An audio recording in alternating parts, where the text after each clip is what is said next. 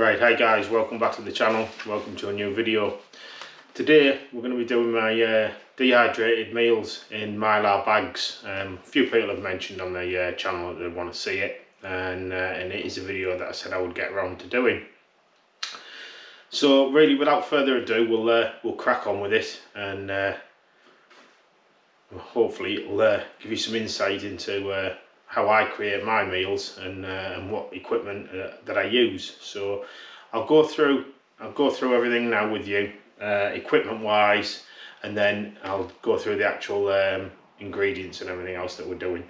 We are making a chili con carne. That's going to be making 4 meals based on approximately 550 to 600 calories per meal, which is more than enough really for a meal. You can always add a dessert afterwards.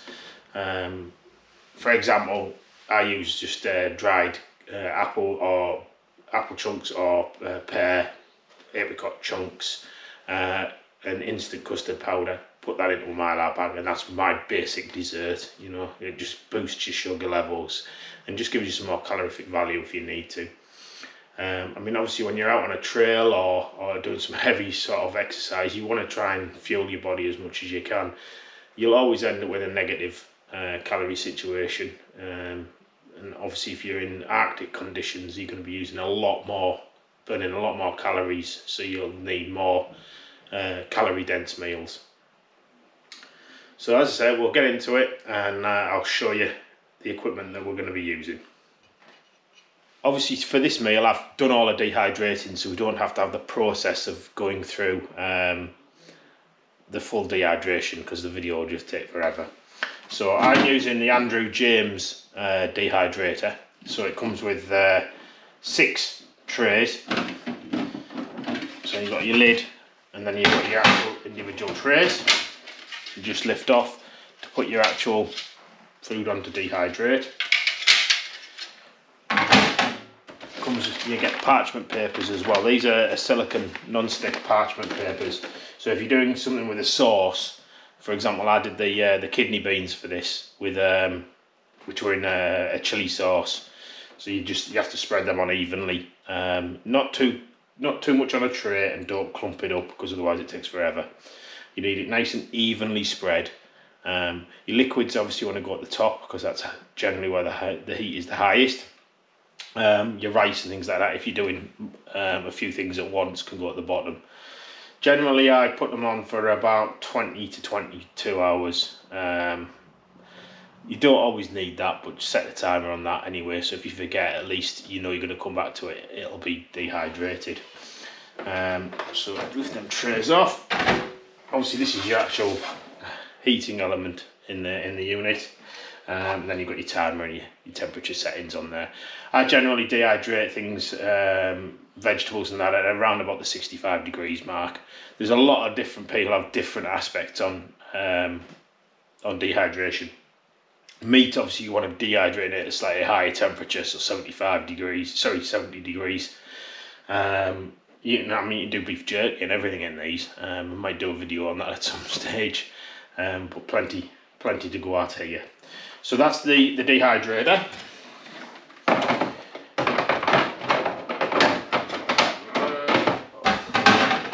Obviously for this purpose of this video, we're not going to be using the dehydrator, so I'll put that on one side. So, a set of weighing scales. Says it on the tin, you know. And then this is the vacuum pack stroke electronic sealer. So there's a sealing bar there, and then the vacuum bar's there. A few settings on these. This one is a Silvercrest one. Come from get me wrong, I'm not 100% sure. Lidl or Aldi. It's one of the two. But I'll put it in the description anyway. So that's the vacuum pack machine, which we'll use at the end. So moving on to the actual meals that the food that I use is I use a company called buywholefoodonline.co.uk. And this is the bag of dehydrated vegetables. You can just see them in there. And that gives you, it says peas, carrots, cabbage, leek, bits of potato, that sort of thing in there. And you get a kilo bag, and I think a kilo bag of it is about a £5. You know, it's not expensive. Then, if I'm not dehydrating a meal from scratch where I've cooked it in a pan and dehydrate it, which is another option, you could cook your own, like spaghetti bolognese. If you had leftovers, just chop your spaghetti smaller, mix it all together, put it on your dehydrator sheet and dehydrate it, and that'll give you a good dehydrated meal. The next one is, again, buy wholefoodsonline.co.uk. I'm not sponsored by them, it's just I use them. You know, they're a good source. And this is me. I use TVP soya mints because it rehydrates the best. And to be fair, this is the flavoured one, the dark one, and it tastes like you've got. It just tastes like mints, to be honest with you, and it takes on all the other flavours. So that's going to give you a protein element. Then next up is my dehydrated rice. This is just Uncle Ben's Mexican rice. There's 2 packets in there, dehydrated away. So that's that one. The next one is kidney beans, which are just dehydrated with the chili sauce, so they do stick together a little bit sometimes. But that's me kidney beans.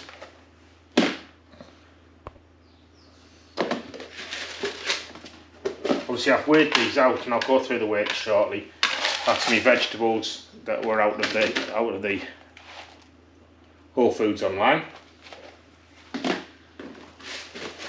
So next one. These are all in tubs that I've kept airtight because you don't want to be getting moisture into them.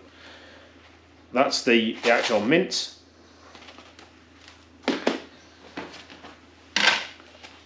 Next one up is potato. So that's just Idaho and mashed potato. That gives you a bit more starch, bulks it out, gives you a bit more calorie content in your meal. Moving on, we've got the actual chili con carne spice mix. I'll add a bit more to that as we create the meal. And then organic coconut milk powder, which it's not really coconutty, but it's got it's high calorific value. So again, you can boost your calories with some of that. If you want to carry a bottle of olive oil, another good way of boosting your calories is to carry olive oil. Olive oil, weight for volume, has got the highest amount of calories. So add 20 ml to your food with that on a serving. That's going to boost you at least 100 calories into 20 ml. So yeah, that's another way of doing it. So without further ado, we'll get into the weights and measures. So as we've got laid out in front of us, all our dishes here, we would go for. Right, so going through the actual ingredients, what we're going to do is we're going to measure it all out. Yeah. Weighing scales, we'll put that onto there, and we'll set the tare unit. Sorry. Okay. Right. Now to weighing the food out. So we'll set our scales to 0. In fact, no, we won't. We'll put that on first. Set it to 0. It's at 0 grams. So what we're going to do now, I've got me list here. I will put a copy of that up on the video, and also I'll drop it in the description as well, and that will just give you the calorific values and the weight of the dried ingredients. And then also what I'll do is once it's all finished, we'll give you the actual amount of water that you need to put in, because obviously what you do when you dehydrate is you weigh your food first. So you weigh, if it's already dehydrated, it doesn't matter, but if you're doing wet food, say for example you do your own chili con carne with rice and you mix it all together and you portion it out, you weigh it dry and then you dehydrate it and then you weigh it again, and whatever the difference is, so say it's 200 grams difference, you've saved 200 grams in weight of water, Well, a gram of water, a mil of water is a gram, so a litre is a kilogram, for example.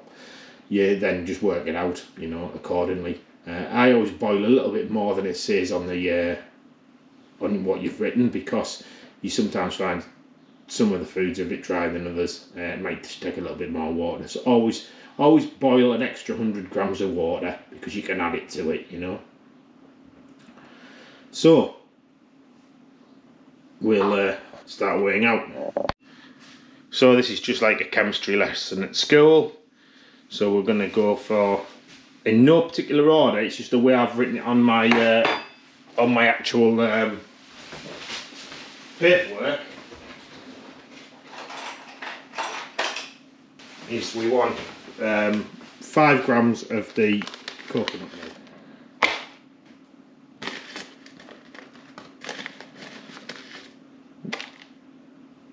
Looks like we're doing something a bit illegal here. White powder in a chili con carne. So that's the coconut milk. The chili con carne mix we now need to put in 10 grams.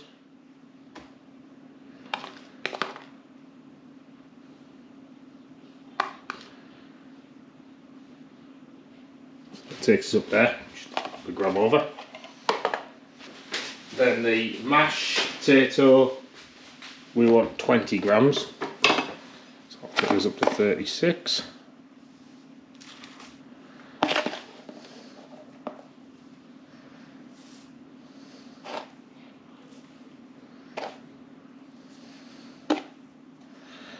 It's like being back at school, this. And there's what, 36. So the kidney beans next. Back on there. There. 46 grams of these.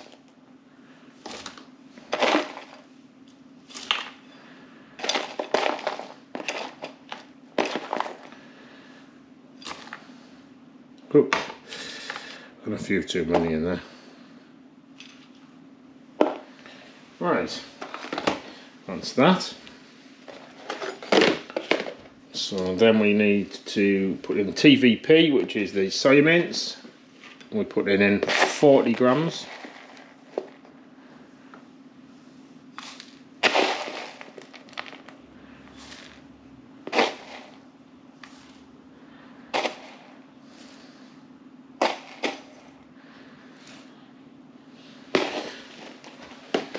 And then after that one we do the mixed vegetables, which is 20 grams.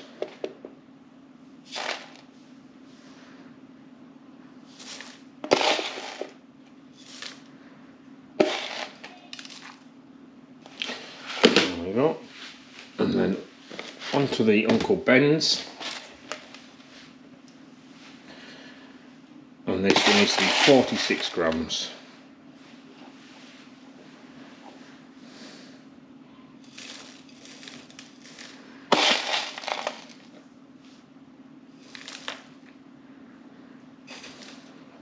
Much in there.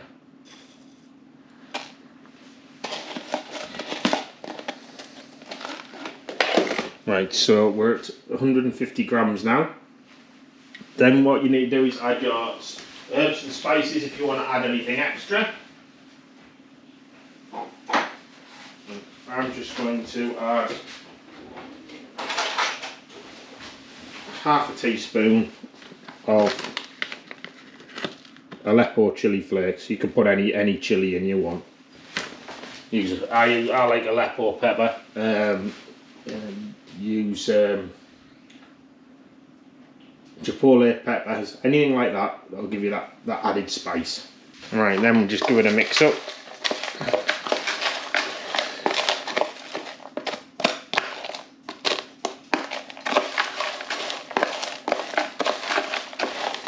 Give that a mix up, and then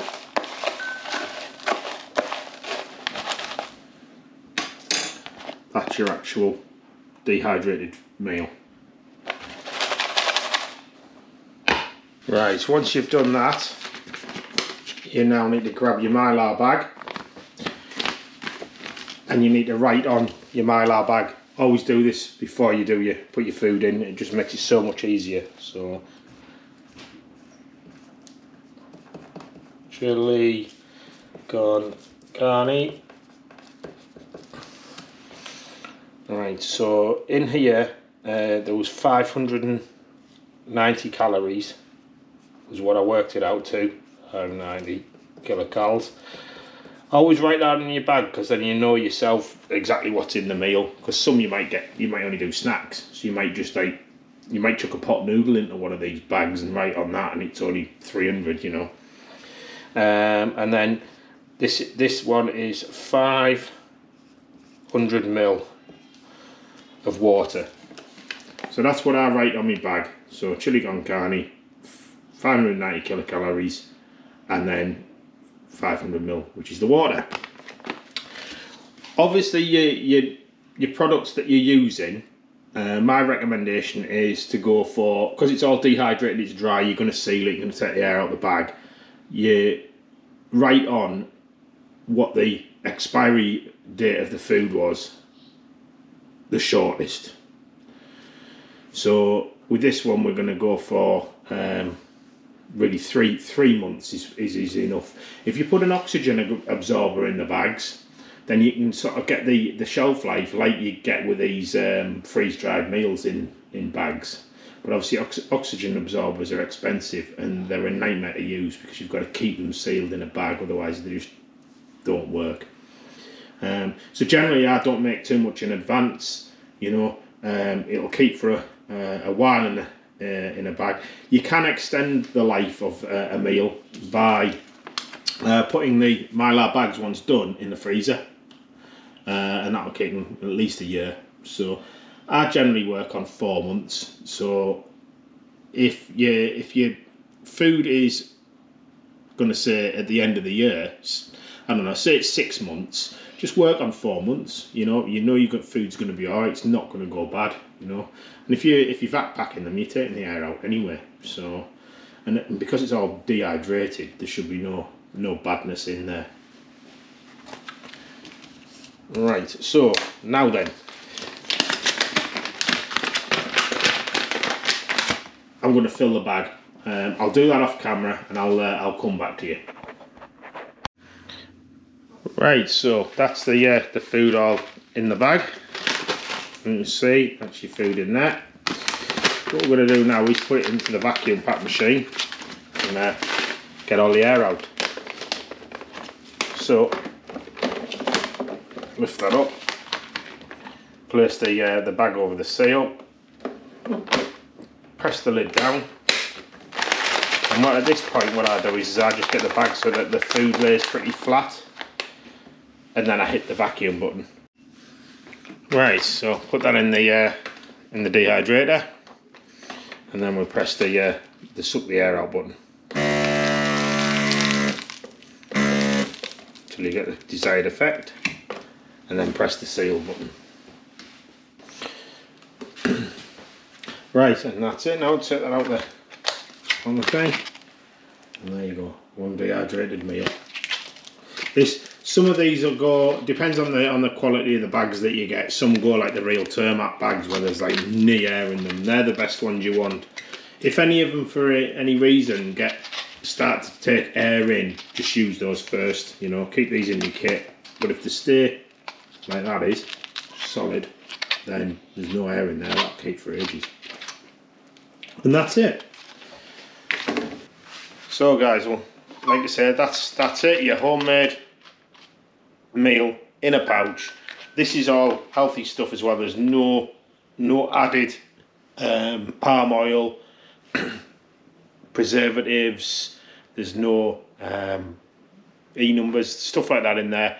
It's perfectly good, wholesome food. Now, like I said before, what you can do is you can actually cook your own meal and dehydrate it. So what you've got to remember is if you're dehydrating food, you need to dehydrate stuff that is low in fat content.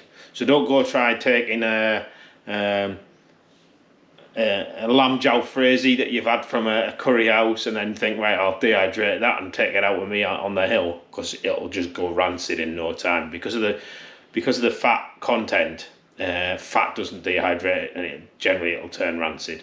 You know, if you're going to do that, the best thing to do is stick your lamb jalfrezi, for example, in one of the Mylar bags as a liquid format, and then just seal it.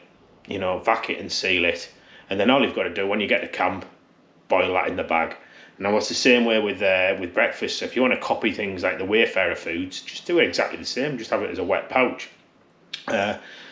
You're not carrying tins. You've got less rubbish. You know.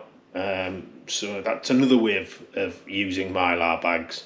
But like I say, I'll put in the description the food sources that I've got the food from. I'll put in my basic chili con carne recipe, which is really nice, and I'll also put some of the links into the equipment that I've used as well. So I hope you guys have enjoyed the video. I hope it's been a bit informative, something a bit different doing it in the house. And as I say, get out there and have fun, you know. So I'll see you on the next video. Take care now. Bye bye.